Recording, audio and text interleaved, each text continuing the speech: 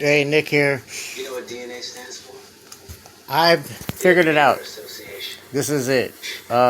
It's January 17th, 2022. The law of cause and effect and karma are real. Somehow, some way, I'm not going to get into how I think it happens, what makes it happen. That's not important. The only thing that's important is that people know that they're real and that they're free. It's free. You don't. If you like to go to church and hang out and stuff like that, that's awesome. But you don't have to do it. You don't have to. You can. That's just what you do for fun. If you think it's fun. There's a lot of stuff involved with the churches and stuff, things like that aren't necessary as far as beliefs go and all that. The traditions, the rituals. It's not just the people that perform those rituals and traditions. It's not just about pleasing their God and making sure they go to heaven or whatever. That's not even close to what that's all about. If you don't understand that, there's a way deeper. It's way bigger than that. Trying to please a God or whatever. But anyways, no. What it is that your beliefs don't matter as much as the theologists and the priesthoods all throughout history have wanted us to think. I don't know if they knew, but I think somewhere along the line, somewhere way back in the day, it'd probably be Sumer, or Mesopotamia, Babylon, whatever, the Indus Valley, the Fertile Crescent, India. Somebody figured out, hey, there's a thing, whatever they called it back then, the law of cause and effect and karma. They're real, and you get quality results if you put in a quality effort. That's the trick. It's just getting those results. Because a lot of people are confused about what quality is these days, as far as our behavior is concerned, at least, and our thoughts. And the logic that we use to justify our behavior. People are confused as to what constitutes quality logic. So, for lack of a better word to use, I'm going to say morals are good to have as far as benefiting from the law of cause and effect and karma. Morals are extremely important, but it's not about the sex and all that. It's about lying to get sex and things like that, or just doing things that I'm just trying to say. From what I've understood, what I've experienced, and everything, I do not think that having sex is immoral, regardless of whether you're married or not. And I don't think that the law of cause and effect is concerned with people having multiple sex partners if that's what their lifestyle, consists of. As long as everyone's being honest, and maybe it's a sin to be, or whatever, I hate that word, but a moral transgression to be overly indulgent in sex or anything else for that matter. I don't know, but that's not really the message I'm trying to preach here. Is it's all right to just have a bunch of sex. What I'm saying is, based on what I've experienced, having good morals and having the accompanying logic that you are required to have good morals. You have to have good consistent logic in all aspects of your life in order to have morals work for you in every event you encounter. You can't use logic situational logic is not good logic. If you can change your logic to justify your behavior depending on what the circumstances are, then you could just pretty much do anything. You could just, you know what I mean? That's a dangerous individual. Somebody that can change the logic they use to justify whatever action they're about to commit. But I've seen it done. I've seen it done many times. I did it myself back in the day, all the time practically. I mean, it's just what we did. Us and the criminal element that I used to thrive in, but that's over now. I mean, that is kidding me.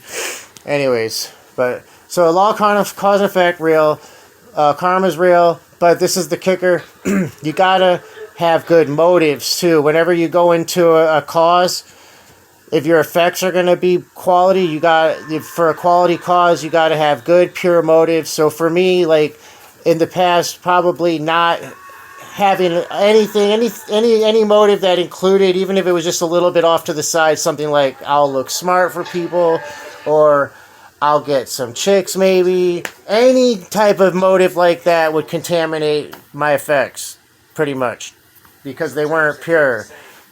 So that includes friendships. I've ruined friendships with women that I shouldn't have even been in because they said they weren't interested in being romantic anywhere ever down the line, and I knew I was interested, but I was thinking it would just go away, I guess, and it didn't, and it just contaminated the friendship.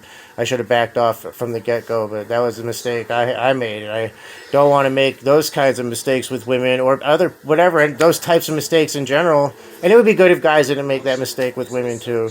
You know, if a woman says that, you know, just go ahead and not be their friend. Just don't be their friend on Facebook. Even just don't talk to them or whatever. Just, if you can't not talk to them without the hope of that sometime down the line there being some type of relationship. Be real with yourself.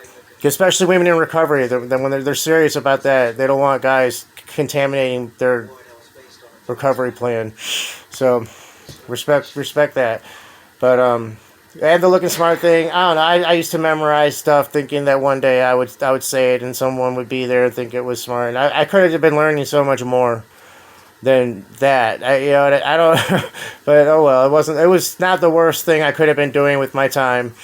So, but yeah, motives. The mean-spirited thoughts contaminate any type of cause that you're getting into. Your effect is going to be something grimy, whatever. That's the thing, is this weird with the law of cause and effect. If you might get what you want, if, like, when I would get the chicks or whatever, women, I would get women that were no good for me, or I wasn't good for them, and we would be toxic for each other. So yeah, I would get that. I got that reward or whatever, in my effect. But it wasn't quality, because it wasn't quality out, so I didn't get quality in. Or I didn't get pure. It wasn't purity out, purity in. It was contaminated out, contaminated in for me. And the law of cause and effect, I see it goes beyond individuals, and it affects whole communities, and groups of people.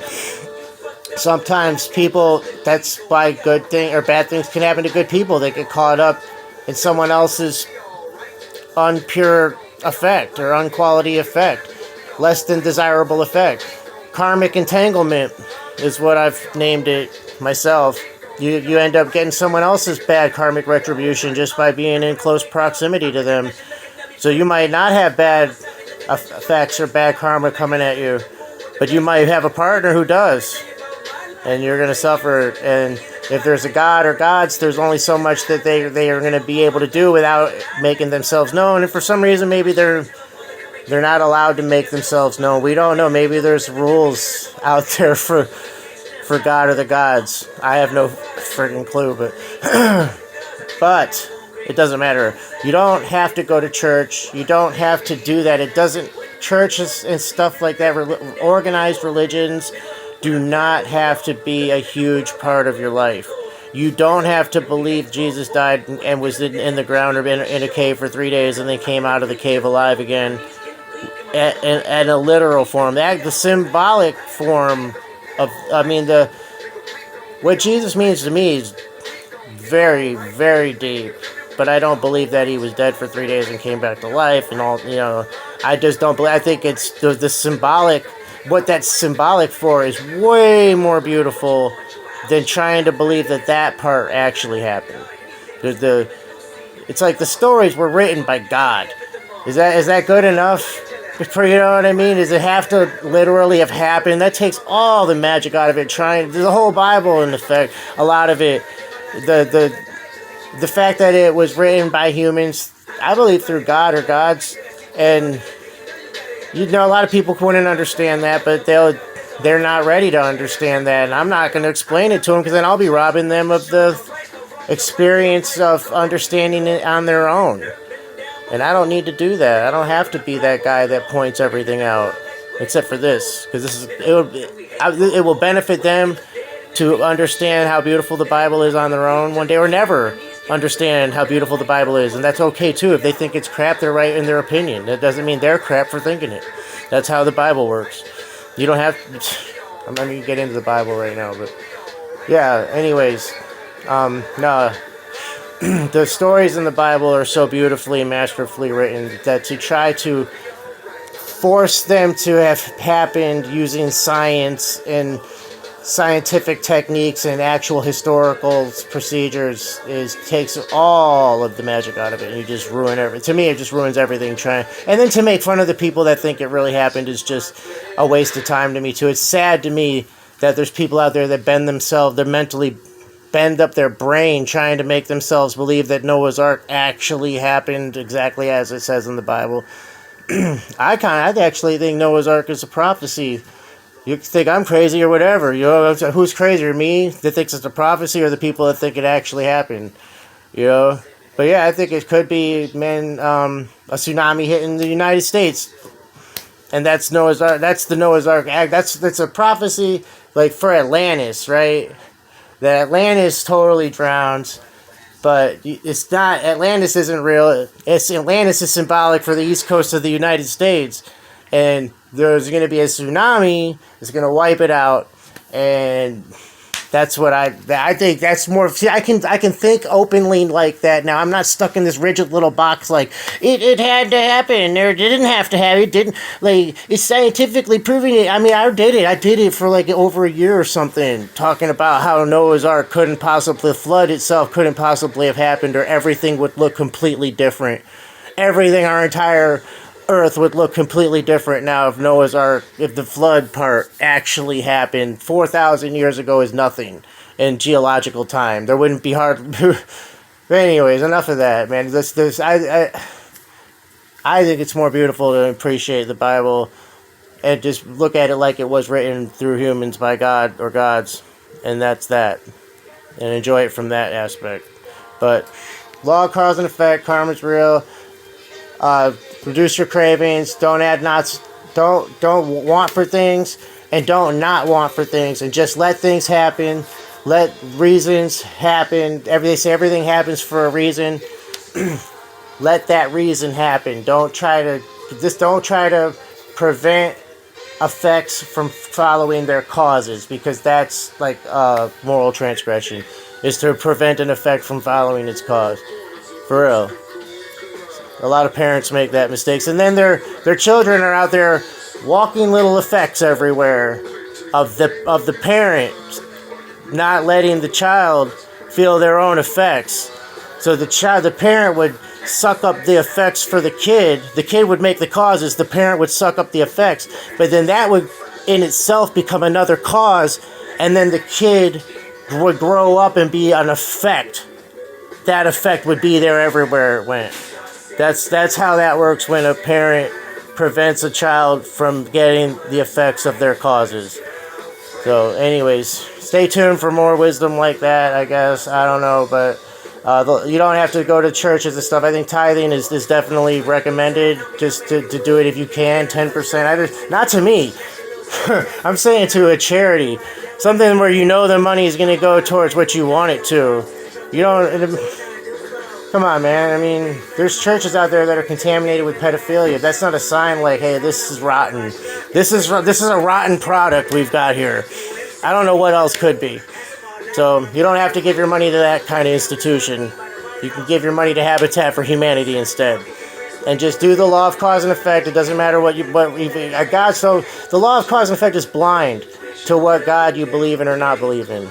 Karma doesn't care if you believe in gods or Buddha or anything like that. It's whatever it is that's going to get you to do those pure acts with good motives, using good logic, with that good morals, without cravings involved, and no mean-spirited thoughts. Really, try not to have them. Make yourself as likable as possible. All right, thanks. Have a good day.